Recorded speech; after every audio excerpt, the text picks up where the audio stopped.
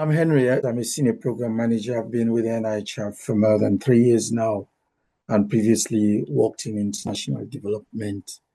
So today I'll spend some time to talk about some of the opportunities that we have at the NIHR for especially people like you on this call, but also understanding some of the changes that have taken place in the last few months about our schemes, which is called the Simplification Project.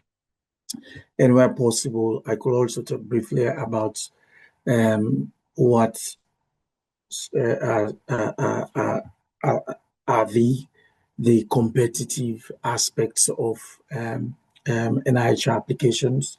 If we can talk about that briefly, because I know other speakers will be delving deeply into that. So I won't go into that in detail. As you may know, the NIH's mission is to improve the health and wealth of the nation through research, which is our primary business. We do this through funding and supporting high quality research, engaging and involving patients. We attract and train the best researchers to tackle complex health and care challenges. We also invest in world-class infrastructure and a skilled delivery workforce. We partner with other public funders, charities, and industry, and we fund applied global health research and training. To do this, the NIHR has different centers. At the core of it is the NIHR Academy, where I work, and the focus is on developing and coordinating academic training programs and research capacity development. We also manage national competitions for training and career development awards, some of them which I speak to here. We attract and train and support people conducting leading-edge research through supporting institutions like RSS. And we also develop the skills of the next generation of health and care researchers to find life-saving solutions to key emerging health and care problems. So we have a massive portfolio and a very large group of active members currently, about 6,894 active members across our different programs. Our current awards cover all stages of the research career and capacity development. I'll talk about this later on and how they have changed. And I have broken down the presentation to cover the different stages, the initial experience stage, the pre-PhD, PhD, postdoc, and other support that we provide. As I've been briefed, this audience will be most interested in those areas. So as you can see on this presentation, these are the ways NIHR supports research through initial experience up to chair and professorship level. Too often, the question needs to be asked as to why people come to these sessions, and they ask themselves, what is there for me? And it's always important when you interacting with the NIHR or exploring opportunities to think about your profession and the stage you are in terms of your career stage. For most people, it's how you feel ready to take on the opportunities that NIHR will offer. So it's really important to think about where you are in your career stage and where you would like to be. As I've shown in the previous slide, we have a broad range of schemes. There will be a scheme that will allow you to pursue academic career development that suits your career aspirations. It's also important to think about the NIHR remit for personal awards. Our overall remit is supporting early translational research, and the focus often must be potential for directly benefiting patients, like proposals that involve patients. Although there are slight differences in terms of doctoral level and postdoctoral level remit, but this is clearly stated on our website. So at the doctoral level, for instance, we will form early translational research, but not experimental medicine. But that's allowed at the postdoctoral level. NIHR partners with a range of charities, as you can see on our screens, charities and other funders. And the process is the same. The opportunities are through the NIHR, but gives you an opportunity to be funded by the NIHR and charity partners, which can also come with its own added advantage. But the entire application process remains the same, and it's assessed by a funding committee. And if approved, it's funded by the NIHR in part or whole, or co-funded with charities. And some of the partnerships we have also include institutions like the Commonwealth Fund, the Medical Research Councils, the Academy of Medical Sciences.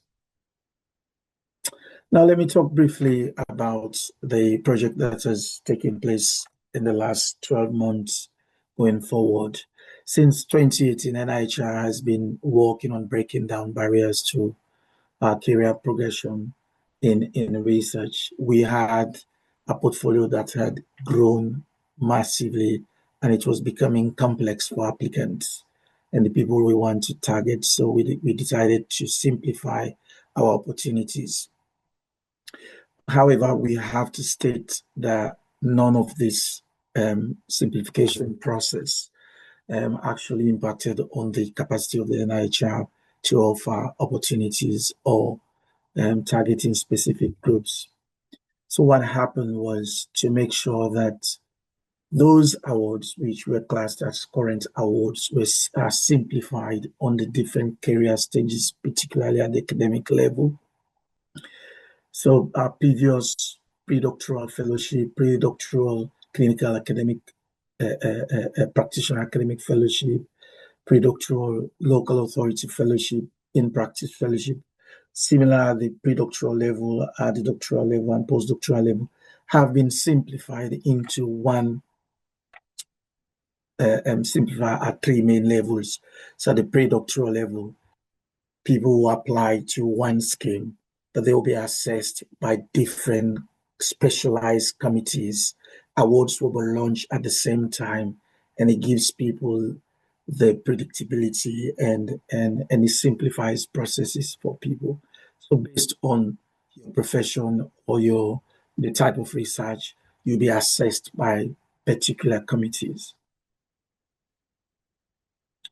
So what has changed is that we have aligned our awards. For instance, as I've said, those fellowships, we now call them awards, and they are now at career stages, which is pre-doctoral, doctoral, and postdoctoral. No funding opportunities have been lost, and we continue to focus on the audience and the different groups that we continue to promote. So we'll have committees at each level that will have that are similar to our current committees that will assess applications based on your background, the setting, or areas of research interest. So if you start in your career, we've got something in the package for you. So one of the opportunities we have is the Insight program, which is inspiring students into research.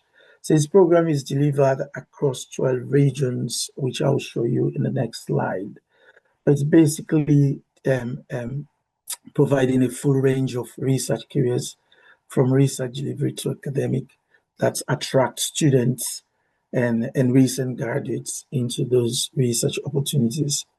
These include careers combining research and practice. It's open to students and early career professionals, particularly registered health and care professions, not including doctors, of course, or public health professions and social work professions.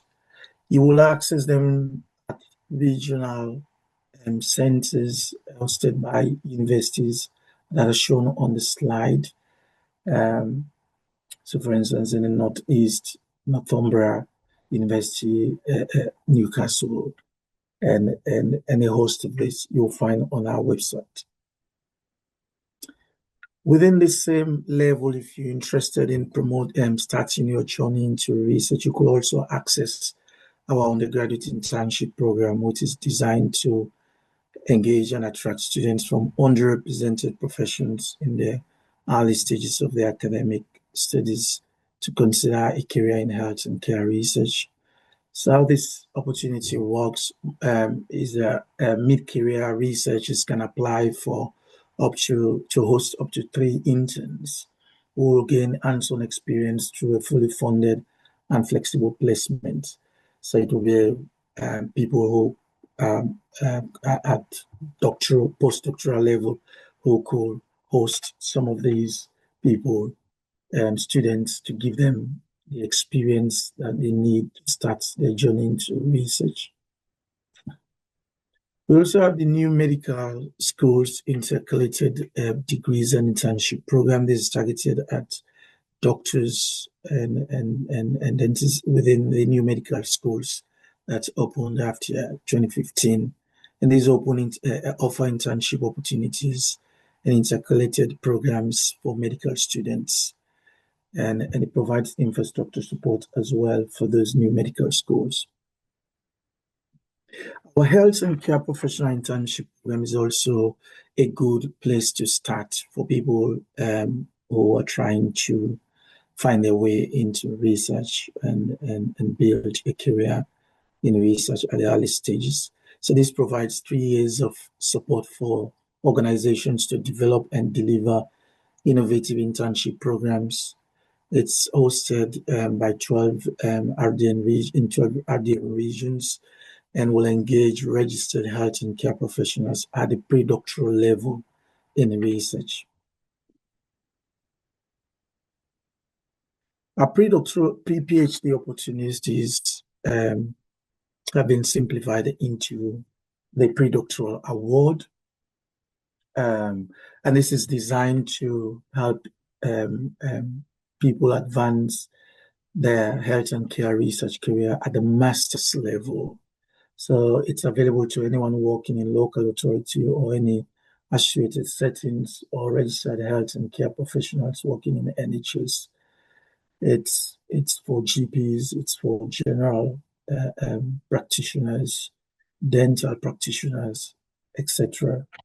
So funding is generous. We provide funding for up to a year full time. You also can take a part-time option with it, and it covers flexible timing between 30% to 100%, and it covers fees for full-time master's fees, and also conference fees and PPI and research inclusion support, as well as supervisory fees.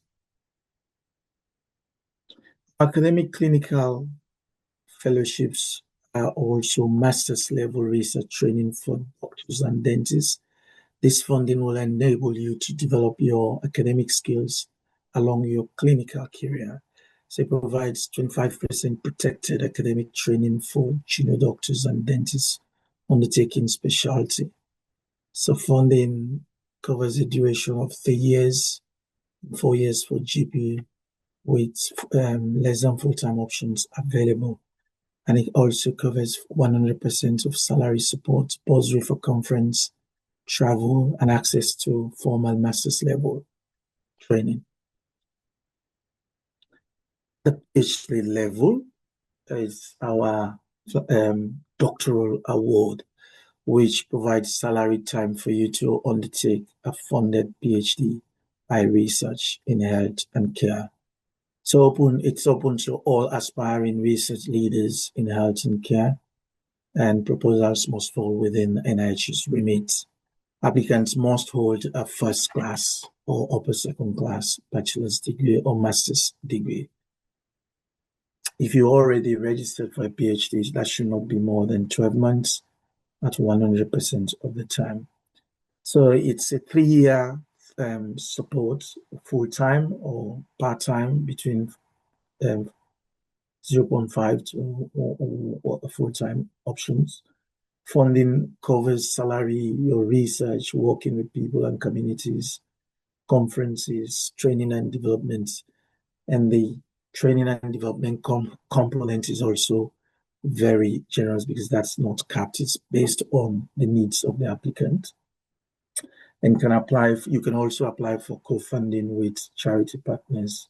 And this award is open twice in a year, and it's about to open in October again as the April launch has closed.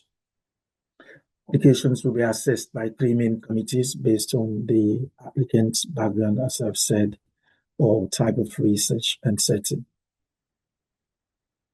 Beyond the PhD level is our postdoctoral award, which is open to people who have recently completed or about to complete their PhDs or approved professional doctorate.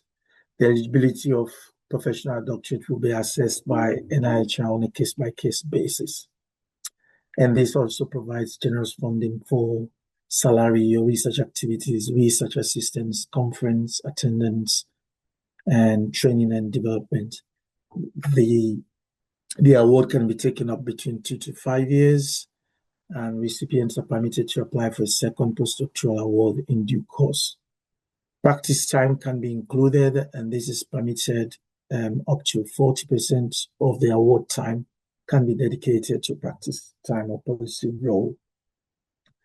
And it's also open twice annually in spring and in autumn with similar times. Our clinical lectureship program is also a postdoctoral award. This provides a clinical and academic training environment for doctors and dentists. It's targeted at doctors and dentists. It provides 50% protected academic training time for doctors and dentists in possession of a PhD or MD that are undertaking specialty training. So funding covers 4 years with less than full-time options. This also covers your salary, bursary for conferences and travel. And it can give you access also to the MS Startup grants.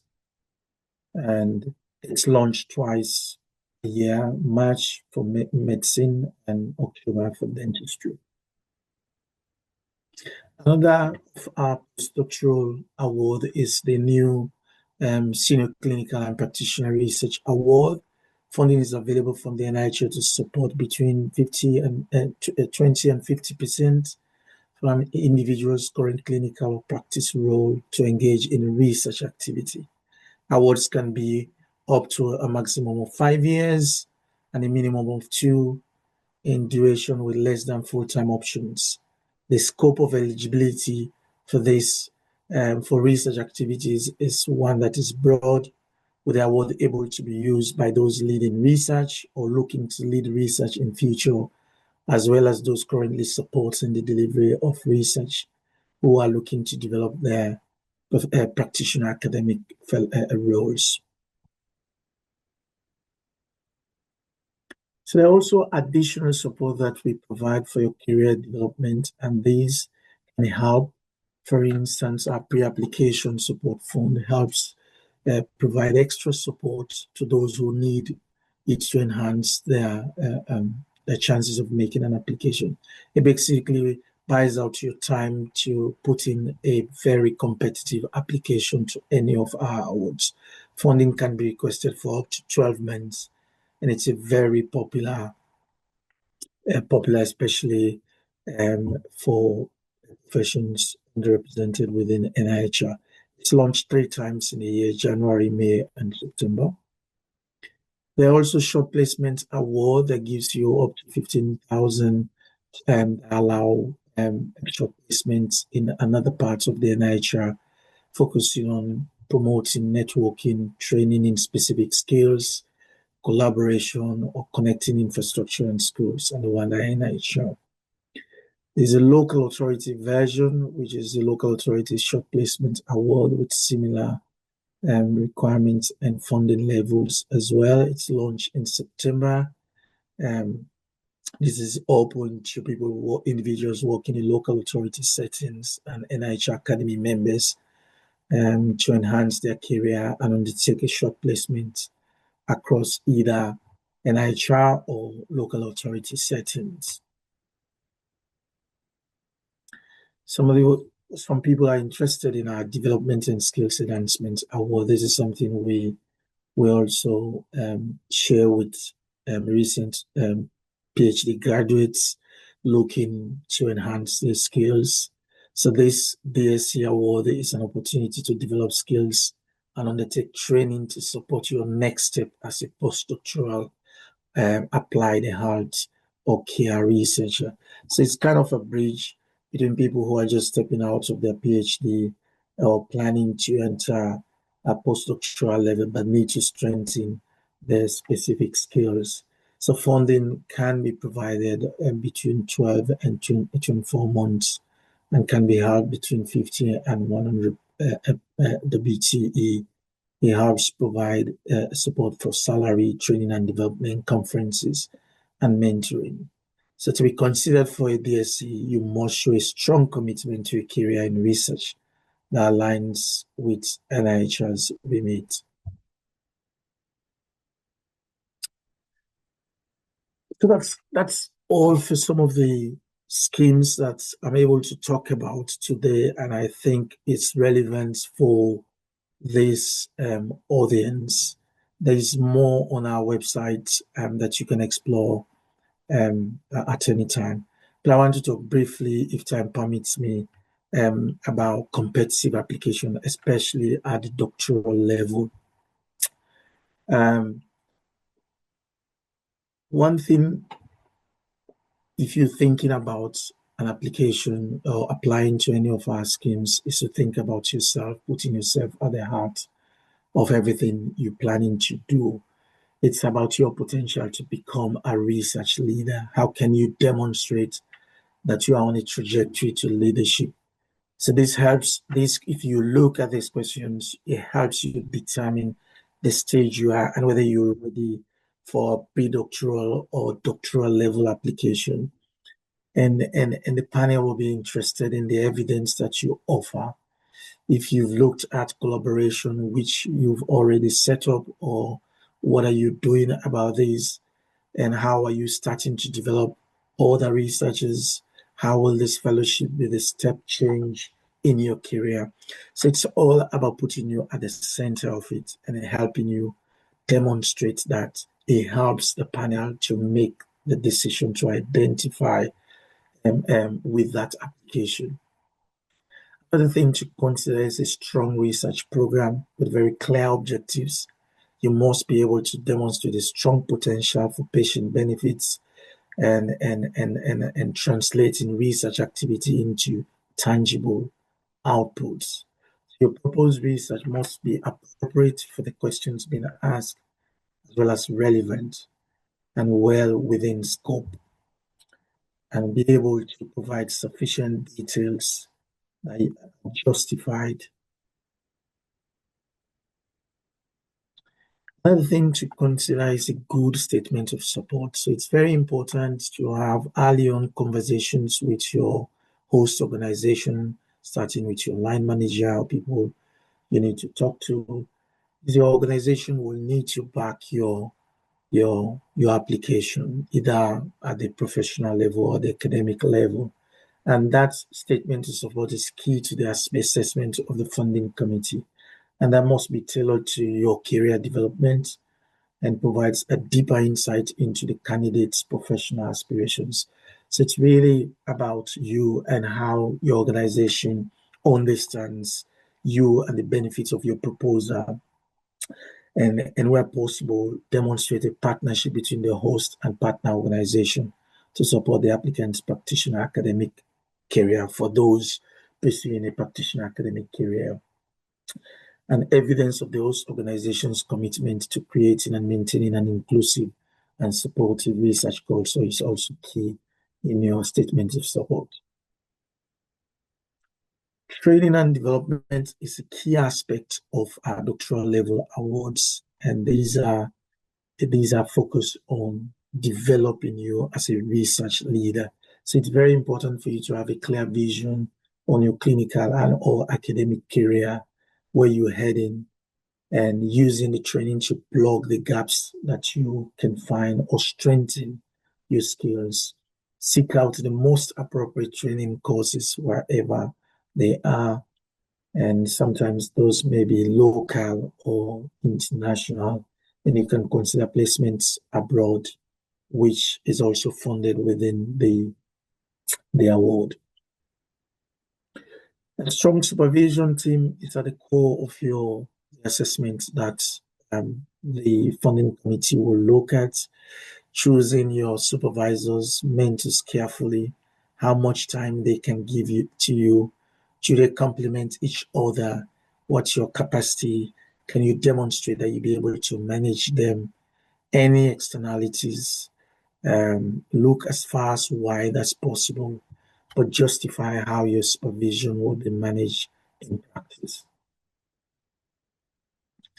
You also need to consider very importantly the importance of a PPI engagement strategy, demonstrating active involvement and participation of PPI at all levels of the proposal in our development, decision making, evaluation, or dissemination. It's very important. This is a key consideration for the funding committee. A well-written plain English summary is also a requirement and part of the assessment. This needs to be clearly structured and provide good explanations of terminologies, avoiding too many acronyms. You'll find some guidance on this on the NIHR website as well. If you're lucky, you're shortlisted for interviews, and it's very important to consider mock interviews. Some former committee members can be available, or your supervisors.